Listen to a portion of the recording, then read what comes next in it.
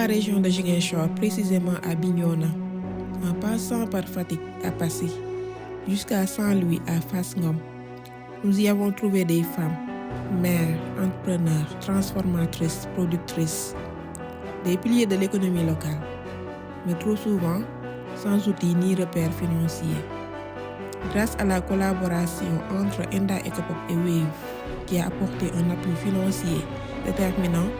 l'initiative Teranga Jigéen ak Wave a vu le jour pour ouvrir une nouvelle ère. Du 24 juin au 4 juillet, 34 à Bignona, 41 à Passy, 35 à Fass Ngom, à apprendre à maîtriser leur argent, à épargner, planifier, s'affirmer. Le partenariat avec Enda Ecopop et Wave, on peut en parler avec vraiment beaucoup de satisfaction. Parce que tout est parti vraiment d'échanges, de collaboration, voir comment l'expertise de Enda Ecopop pourrait servir un peu au leadership de Wave. Parce que quoi qu'on puisse dire, en matière de mobile banking, en matière de fintech au Sénégal, Wave est en train d'occuper vraiment une place de choix et une place de leader vraiment. Et discuter avec le top management de Wave a permis de voir très rapidement les passerelles de collaboration qu'on pourrait avoir. Et c'est ça qui a permis d'aboutir à cette initiative que nous appelons Teranga Jigéen ak Wave. Beaucoup de satisfaction, une formation efficace, des femmes engagées, une réponse à de réels besoins qui ont été définis en début de session. Ces femmes ont besoin de savoir comment gérer leurs finances, elles ont besoin de savoir comment épargner, elles ont besoin de savoir comment créer de la valeur avec l'argent qu'elles ont aujourd'hui. Et c'est une réelle réponse. Et la satisfaction est d'autant plus grande que nous venons récemment de lancer le coffre qui leur permet justement d'avoir un outil à disposition pour gérer leur argent de façon efficace et durable. solo si wàllum Kondaane te ñaar laa ci jàpp nee na Kondaane am na ñaari but premier but Kondaane mooy la objectif. équilibré da ngay xool le juste milieu ah loo xamante ne da lay permettre di nga liggéey di nga épargner di nga dépenser di nga tamit xam ba niveau de discipline yëpp.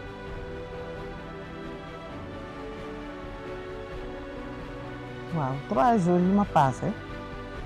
dama ci gis yoonu yokkute ndax yéen seen suñu formation bi da ngeen ñëw ci heure bi nga xamee ni jigéenu département de Bignona dañ ko soxla ndax ñun mun naa ne amuñu woon xam-xam dañu doon telli rek di dem maanaam ñun dañoo yaakaaroon ni dañuy jaay alors que ni dañ doon yëngatu rek. dañ doon yëkkatu waaye si ñetti fan yi tax ngeen ñu xam lu bari ci formation bi ci affaire finance ndax dañ doon jaay te di jaay di jaxase xaalis yi di def lépp waaye yéen i tey yokk ngeen ñu xam-xam wan ñu yoon bi nga xamee ni suñ ci toppee dinañu gis résultat. man mii di wax ak yéen dama doon jaay di boole xaalis yi yëpp xaw ma bii buñ ma may la buñ ma mayul. ak bi ma lépp mais formation biñ si génnee vraiment sant yàlla ndax dama su ma delloo dama naan damay femme yi ma délégué woon ma ñëw fii dinaa toog ak ñoom waxtaan ak ñoom xamal leen nan lañ war a gérer seeni kër nan dañ ñoo jàngal ba jàngalaat nu ñuy yaree suñu njaboot ci éducation parce que formatrice bi nee nañu éducation bi dañ ko war a commencer dès le bas âge jàngal xale nan lay épargner jàngal xale nan lay mënee gérer këram.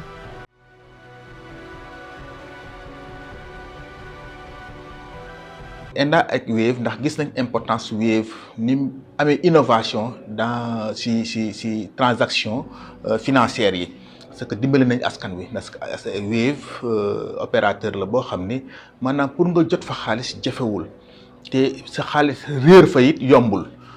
te yàgg nañ parce que gis nañ dans le cadre de la RSE gis nañ ne également ñi nga xam ne ñoom ñu ngi ciy am en qualité de seen capital ñu ngi ciy dimbale gox-goxaan yi rawatina jigéen ñi. ak formation yi ñetti fan yi moom indil nañu lu bëri gëndil nañu itam won nañu fi ñu war a teg suñ tànk ba tax ñun suñ paree ñun ñu ñëw nii dinañ ko démultiplier ci biir Passy même en dehors de Passy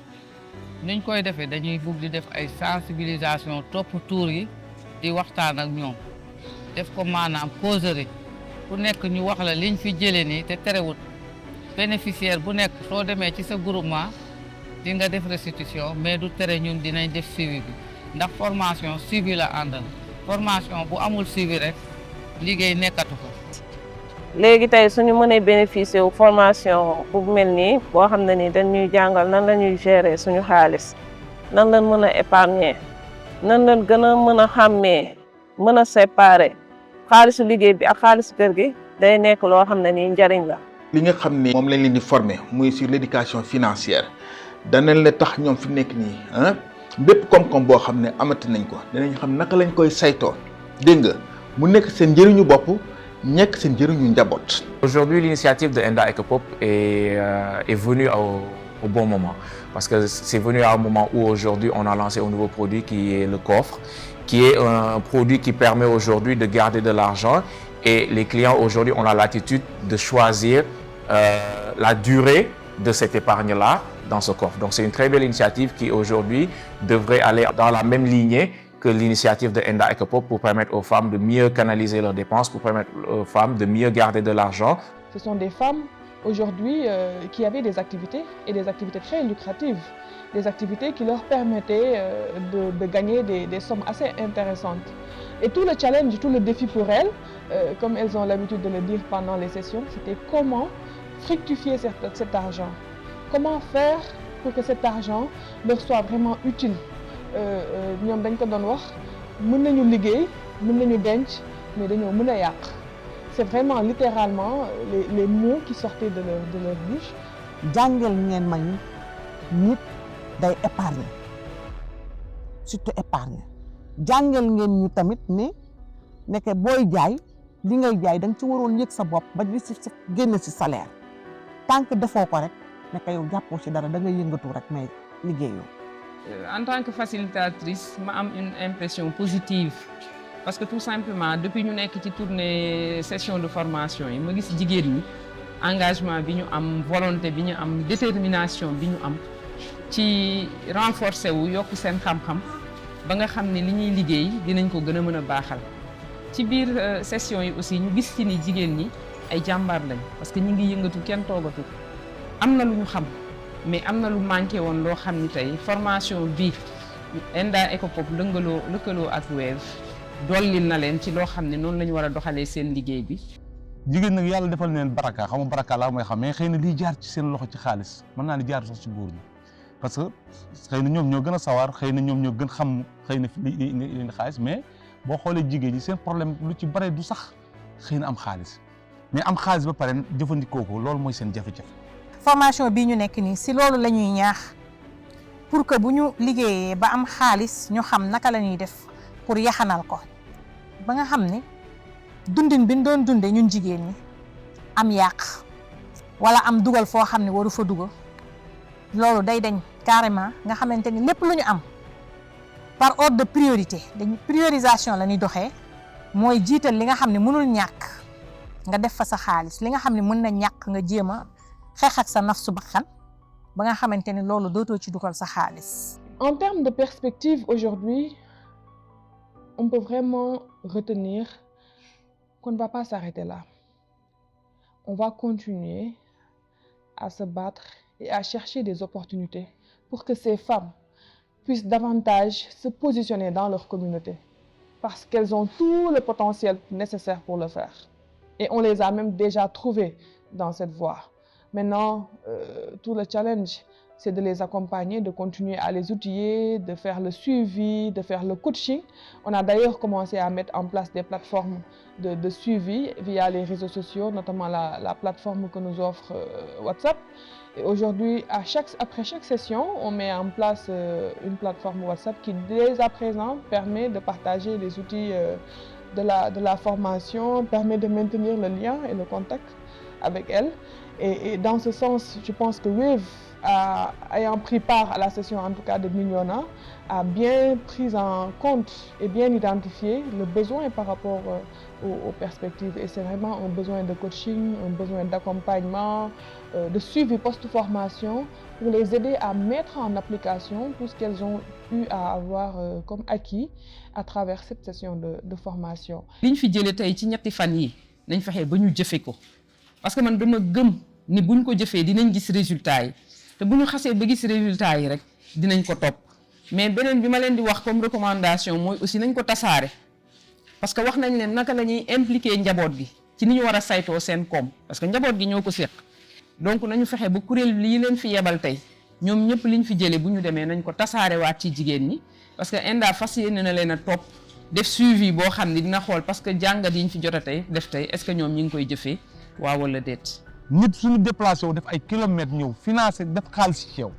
pour am benn résultat yaakaar naa ni su demee ba koy natt war nga évaluer résultat boobu war na feeñ. et je pense que ñun suñu taxawaay loolu la war doon fàttali leen que ni liñ leen defal c'est pas gratuit ñoom dañu ci war a produire ay résultats yi nag du dara loolu bu ëllëgee suñu ñëwee xool xam ni kat suñu jigéen ñi léegi ñoo ngi gën a am di saytu seen xaalis ñoo ngi gën di denc ñoo ngi gën di gérer seen xaalis. On a encore beaucoup d'ambition par rapport à l'accompagnement des femmes au niveau des territoires. On a encore beaucoup d'ambition par rapport à ce partenariat avec Wave et certainement il y aura des discussions qui permettront de mieux mettre en place un mécanisme ou bien vraiment une approche qui permettra de pérenniser tout cela, Inch'Allah. Après 3 journées intenses de formation, elles en ressortent outillées, confiantes, plus armées pour faire face aux défis du quotidien. Maintenant, elles décident, elles investissent, elles changent les règles. Ce n'est pas juste une formation, c'est le réveil d'un pouvoir économique au féminin.